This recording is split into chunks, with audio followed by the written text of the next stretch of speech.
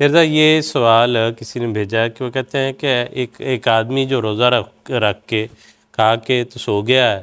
اور اٹھ کے تو وقت گزارنے کے لیے ٹی وی پر فلمیں ڈرامے دیکھ لیے، تاش کھیل لیے اور شام کو افطاری کر لی، تو کیا حکم ہے ایسے روزے کے بارے میں؟ بڑا خوبصورت حضور صلی اللہ علیہ وسلم کا اس کے بارے میں کہ رمضان جو ہے وہ صرف یہ نہیں ہے کہ اللہ صلی اللہ علیہ وسلم نے فرمایا کہ اللہ تعالیٰ کو کوئی ضرورت نہیں ہے کہ انسان اپنا کھانا اور پینا چھوڑ دے اگر اس نے باقی چیزیں نہیں چھوڑنی، تو یہ بھی لغویات ہیں۔ اگر ہم اسے حرام نہیں کہتے تو لغویات تو بہرحال ہیں، اور مومن کے متعلق فرمایا ہم ان اللغو مورزون،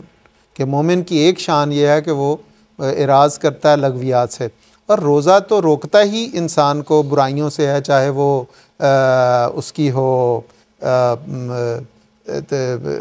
ممانعت ہو، کوئی حرام چیز ہو، اور یہاں تک کہ لغویات سے بھی انسان کو روکنے کی کوشش کرتا ہے۔ تو یہ لغویات، یہ کہ نہ قرآن پڑھا نہ نمازیں پڑھیں اور صرف فلمیں اور یہ دیکھتے رہے تو اور ٹائم گزار لیا، تو اس کا تو پھر کوئی فائدہ نہیں۔ اور وسلم کی جو حدیث ہے بڑا پیاری ہے، ربا صائم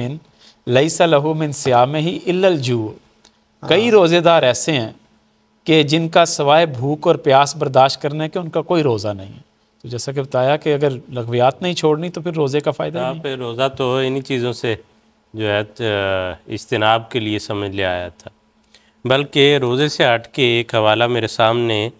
مطالعہ کرتے ہوئے آیا، بعض لوگ ایسے ہیں کہ جائز طور پہ مجبوری ہے، بیمار ہیں، مسافر ہیں، روزہ نہیں رکھ سکتے، تو کیا ان کے لیے رمضان آنا یا نہ آنا گویا برابر ہوگا؟ وہ کچھ بھی نہیں کر سکتے، کچھ بھی نہیں کرنا چاہیے۔ مسلم رضی اللہ تعالیٰ عنہ کا یہ ایک حوالہ ہے، حضور نے فرمایا کہ غرضی کہ عورت و مرد سب ان دنوں میں زیادہ عبادت کریں،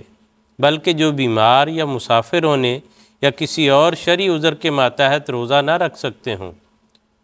وہ بھی تہجد پڑھنے کی کوشش کریں اور دعاؤں اور عبادتوں میں حصہ لیں۔ یعنی یہ ماحول جو ہے اور اس کی برکتیں جو ہیں، اس سے ہر ایک کو ہی فائدہ اٹھانا چاہیے۔